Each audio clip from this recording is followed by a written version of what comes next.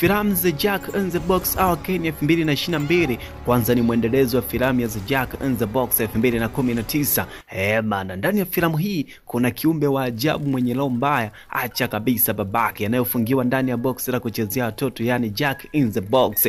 Lakini anapofunguliwa au kuruhusiwa kuanza kazi yake baada ya kuandika agizo unalotaka atimize, kama wai pesa na kuzungusha kitu kama peda hivi, na ukitoka mlio tu basi anaanza kuua watu mmoja baada mwingine mpaka wafike 6. Maana yake juu kuna namba 1 hadi 6, kwa hiyo sacrifice ni 6 pekee, mtu wangu wa nguvu. So The Jack in the Box Arcane 2022, mwamba kweli kweli, mwamba kweli kweli, mwamba The Jack Demon huyu hapa.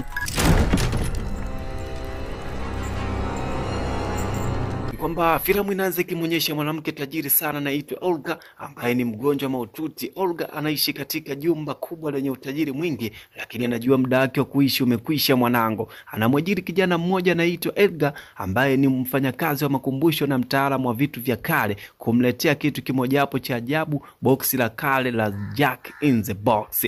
Au sio mtu wangu, tuko pamoja kabisa. Edgar anapofika anamweleza kwamba boksi hilo lina historia ya laana. Ndani yake kuna mbaya, kiumbe mrefu mwenye meno makali na sura kutisha anayejulikana kama The Jack. Kila anapofunguliwa kiumbe huyu ana uwezo wa kutoa uhai wa watu 6 na